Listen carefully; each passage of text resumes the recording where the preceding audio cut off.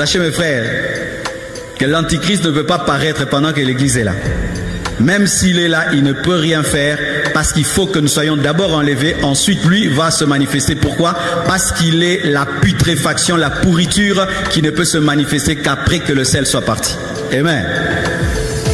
Alors, la Bible dit elle-même, je vais vous donner le verset, que c'est un chiffre d'homme. Chiffre d'homme, c'est 6. Pourquoi 6? Parce que l'homme a été créé le 6e jour. 6, 6, 6. 6, 6, 6, chiffre de l'homme. Pourquoi on ne dit pas chiffre du diable? Parce que l'homme, c'est l'homme, lui, qui doit être perdu, parce que le diable est déjà perdu. Alléluia. Aussi. Pourquoi pas 6 seulement, mais 3, 6? Parce que l'homme a 3 parties, corps, âme et esprit. C'est-à-dire perdition dans le corps, perdition dans l'âme, perdition dans l'esprit. C'est-à-dire une perdition totale et une opposition au Père, au Fils et au Saint-Esprit. 6, 6, 6, ça veut dire quoi? Le niveau de perversion le plus élevé que l'homme n'a jamais atteint. C'est ça 666. 666, c'est le paroxysme du mal, le paroxysme de l'adoration à Satan, le paroxysme de l'apostasie, le paroxysme de la rébellion à Dieu, où l'homme devient comme un démon. Vous devez savoir que les païens ne sont pas comme les démons. Parce que les païens peuvent se repentir. Mais ceux qui auront la marque de la bête ne pourront pas se repentir parce qu'ils auront des cœurs des démons. Vous savez ça? Une fois qu'un homme a la marque de la bête, il devient un apostat, il devient comme un démon. Les démons ne demandent jamais pardon à Dieu. Ils ne se repentent jamais. Et les hommes qui attraperont la marque de la bête auront l'incapacité de se repentir parce qu'ils vont devenir des apostats. C'est pourquoi lorsque vous lisez la Bible et que la Bible dit que ceux qui auront la marque de la bête seront frappés par des ulcères, mais au lieu de se repentir, ils vont maudire Dieu, ils seront comme des démons. La marque de la bête transforme le cœur de l'homme comme un cœur de démon. C'est ça la marque de la bête. Alors ce qui fait que aujourd'hui, quand vous voyez quelqu'un, il se tatoue 666, il porte des habits 666, c'est pas la vraie marque de la bête. Parce que quelqu'un peut se tatouer, puis il enlève et puis Dieu lui pardonne.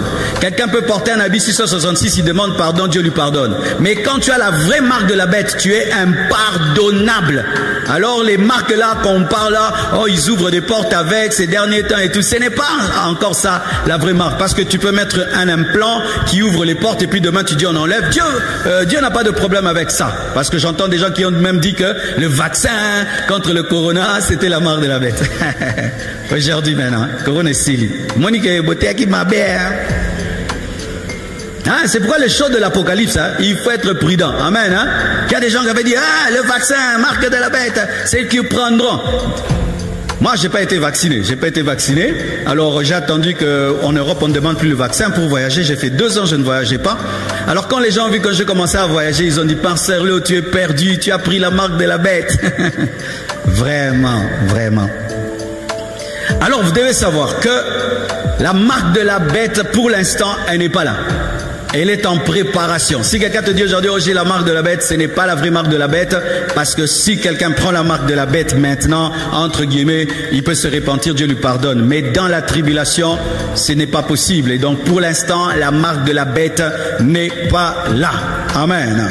Et la marque de la bête, ce n'est pas seulement un signe que quelqu'un écrit, c'est une adoration à Satan. En plus, c'est une clé, c'est un passeport qui permet de vendre, d'acheter, de voyager. C'est une clé spirituelle, une clé économique, une clé politique, commerciale. Et pour l'instant, il n'y a rien sur la terre qui est à ce niveau-là. Amen. Hein? La marque de la bête se prépare, mais elle n'est pas encore en application. Amen. Prenons les versets. Apocalypse 13, versets 20 à 18. La Bible dit, si quelqu'un mène en captivité, Apocalypse 13, 10, si quelqu'un mène en captivité, il ira en captivité. Si quelqu'un tue par l'épée, il faut qu'il soit tué par l'épée. C'est ici la persévérance et la foi des saints. Puis je vis monter de la terre une autre bête. Il y avait la première, l'Antichrist, mais il y a une deuxième bête. Vous devez savoir que dans l'Apocalypse, il n'y a pas que la bête, la seule bête. Il y a 2 bêtes. Il y a une bête qui est l'Antichrist et il y a une deuxième bête qui avait 2 cornes semblables à celles d'un agneau et qui parlait comme un dragon. Ce sera la combinaison de l'agneau et du dragon, parce que ce sera un faux serviteur de Dieu. Il aura l'apparence d'un serviteur de Dieu, mais il aura la puissance satanique. Ce sera un magicien caché derrière la Bible, un magicien caché derrière l'œuvre de Dieu, un magicien caché derrière l'Église. Ce sera le chef spirituel de la plus grande Église qui va exister lors de la tribulation. Ce sera une bête, mais qui ressemble à un agneau, mais qui parle comme un dragon. Elle exerçait l'autorité de la première bête en sa présence. Elle était servante de l'Antichrist. Ce sera un serviteur de Dieu, un faux serviteur de Dieu qui va servir un politicien. Ce sera un faux serviteur de Dieu qui sera sous la direction d'un politicien maléfique, démoniaque, qui va lui donner aussi sa puissance. C'est-à-dire le dragon donne sa puissance à l'Antichrist et l'Antichrist donne la puissance aux faux prophètes. Elle exerçait l'autorité de la première bête en sa présence et elle faisait que la terre et ses habitants adoraient la première bête dont la blessure mortelle avait été guérie. C'est-à-dire que l'Antichrist va utiliser la religion pour que les hommes l'adorent. L'Antichrist viendra dans les églises qui vont rester après l'enlèvement pour que les hommes de Dieu disent à leurs fidèles de l'adorer. C'est ce qui va arriver. Quand on entend maintenant des pasteurs qui viennent, oh votez tel, oh votez tel. Nous, on ne fera jamais ça. Amen. Hein? Pardon. Ici, on prête seulement la Bible. On ne dit pas votez tel, votez tel. Parce que si je me tiens ici, je dis votez tel. Maintenant, toi, tu es de l'opposition, toi, tu es du pouvoir. Moi, je suis le pasteur de vous tous. Amen. Hein? Donc ici, c'est pas voter tel, c'est recevoir Jésus, croyez à lui, aller au ciel. Amen. Mais en ce temps-là, ce sera un serviteur de Dieu qui va dire à ses fidèles d'adorer la bête, parce que la bête c'est Christ, la bête est Dieu. Et comme ils ont confiance en leur pasteur, ils vont croire en leur pasteur, alors que derrière le pasteur, il y a Satan. Waouh! C'est terrible, hein? C'est pourquoi l'église doit être au milieu du village. Amen, hein? C'est très important. Elle opérait des grands prodiges, même jusqu'à faire descendre du feu du ciel sur la terre à la vue des hommes. Qui faisait des miracles comme ça dans la Bible? Vous le connaissez? Qui faisait descendre le feu sur la terre? Élie. Le faux prophète fera des miracles comme Élie. Vous qui aimez les miracles plus que la parole, plus que le caractère. Il a le caractère du dragon, mais il fait des miracles comme Élie. Il est doux comme un agneau, mais il parle comme Satan. Il fait les miracles comme Élie, mais par la puissance satanique. Une combinaison de satanisme, de l'agneau, du dragon. Terrible. C'est pourquoi faites attention au mélange. Alléluia.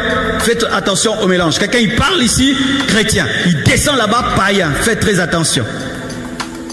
Il fera des miracles jusqu'à faire descendre le feu du ciel sur la terre à la vue des hommes. Et elle séduisait les habitants de la terre par des prodiges qui lui étaient donnés d'opérer en présence de la bête, disant aux habitants de la terre de faire une image à la bête qui avait la blessure de l'épée et qui vivait, d'adorer la bête ressuscitée, mais la fausse résurrection. Et il fut donné d'animer l'image de la bête, afin que l'image de la bête parlât. L'image qui parle, c'est quoi? C'est la télévision. Jean a vu la télévision. Il lui fut donné d'animer l'image de la bête afin que l'image de la bête parlât. C'est l'intelligence artificielle. C'est-à-dire que l'Antichrist se servira des hologrammes, se servira des écrans, se servira de la technologie pour qu'on l'adore dans le monde entier. Parce que lui n'est pas omniprésent. Comment on peut adorer un homme dans le monde entier? Il faut que son image soit partout. Et qu'est-ce qui permet à ce que l'image de quelqu'un soit partout? C'est la technologie. Mais comme Jean n'avait pas la technologie de ce temps-là, il ne pouvait pas comprendre. Il a dit, il fait que la statue bouge.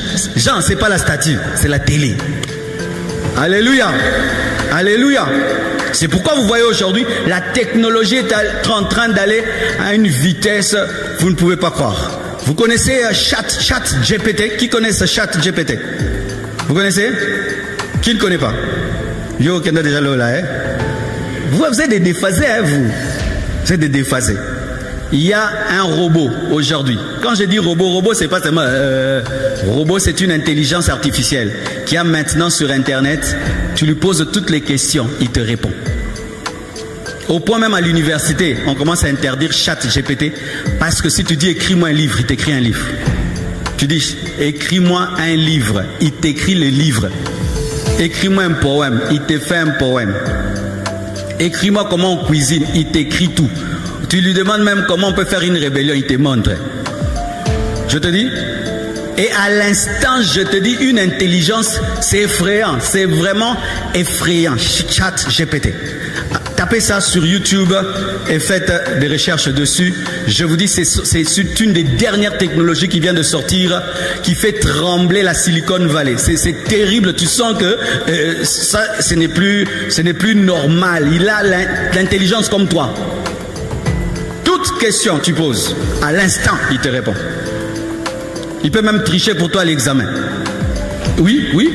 C'est interdit dans les... Oui, il peut tricher pour toi à l'examen. Alors avec une précision, tu ne peux pas croire. L'intelligence est en train d'augmenter, mes frères. Nous sommes arrivés à un temps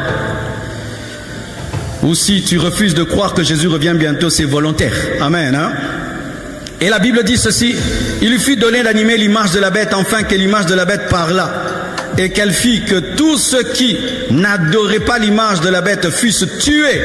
Fussent tués. Tu n'adores pas, tu meurs. Ce sera une adoration obligatoire. C'est pourquoi je dis que Dieu est plus fort que Satan.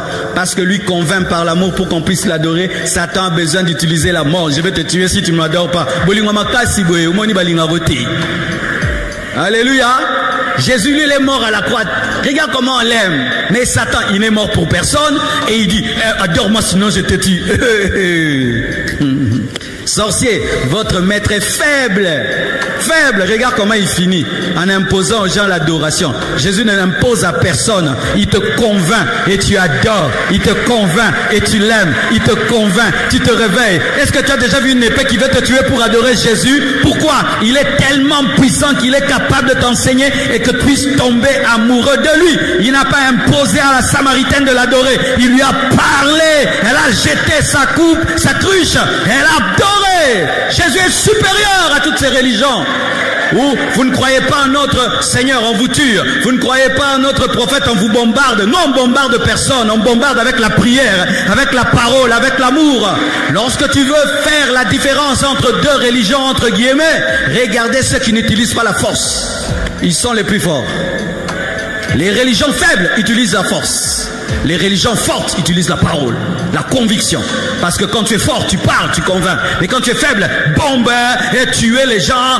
Non, non, on tue avec l'évangile. On te persuade, on te bombarde, on te prêche, tu pleures, tu abandonnes. Donne-moi la main. C'est une faiblesse que de bombarder les gens qui ne croient pas en vous. C'est une faiblesse que de tuer les gens qui ne croient pas en votre doctrine. C'est une faiblesse que de persécuter quelqu'un qui ne croit pas en ce que tu crois. Vous savez ça? Si vous avez un païen chez vous, vous le persécutez parce qu'il n'est pas chrétien, vous êtes des faibles. Vous devez beaucoup l'aimer et le convertir par l'amour. Nous les chrétiens ne fait pas souffrir les païens. D'ailleurs on les aime tellement qu'ils changent. Amen. Hein? Les chrétiens qui font souffrir les païens n'ont pas compris l'évangile parce que Jésus est mort pour les païens. Oh, donne-moi la main. Faiblesse du diable. Il fut donné d'animer la bête, afin que l'image de la bête parlât, et qu'il fit que tous ceux qui n'adoraient pas la bête fussent tués. Et elle fit que tous, petits et grands, riches et pauvres, libres et esclaves, reçussent une marque sur leurs mains. Main, c'est là où tu travailles. Sur leur front, l'intelligence qui voudra dominer nos activités et notre raisonnement. Et quand tu domines l'activité de l'homme et son raisonnement, tu le possèdes, parce que ce sont ces deux choses qui nous permettent de faire des grandes choses, la pensée et l'action. Il voudra dominer la pensée, l'activité et la pensée. Et que personne ne put acheter ni vendre sans avoir la marque et le nom de la bête et le nombre de son nom. C'est ici la sagesse que celui qui a de l'intelligence calcule le nombre de la bête, car c'est un nombre d'hommes et son nombre est 666. Alors il y a des gens qui disent aujourd'hui que l'intelligence artificielle c'est la bête. C'est faux parce que la Bible dit c'est un nombre d'hommes, ce sera un nombre. Et on dit aussi qu'à la fin l'Antichrist sera jeté en enfer. On ne va pas jeter un ordinateur en enfer. Donc, quand les gens disent que la bête, c'est la nouvelle technologie, non, ce n'est pas la nouvelle technologie. Ce sera un homme qui va utiliser les nouvelles technologies, mais ce ne sera pas la nouvelle technologie parce que la nouvelle technologie ne finit pas dans le feu, ne finit pas en enfer. L'Antichrist, ce sera vraiment un homme. Ce sera vraiment un homme, un politicien très intelligent, très influent, qu'on n'a jamais eu depuis que le monde existe. Il sera plus grand qu'Hitler, plus grand que Néron, plus grand que tout, que Napoléon Bonaparte, que tous les dictateurs qu'on a eu sur la terre. Il existera réellement. Ce ne sera pas une intelligence artificielle, mais il se servira de l'intelligence artificielle.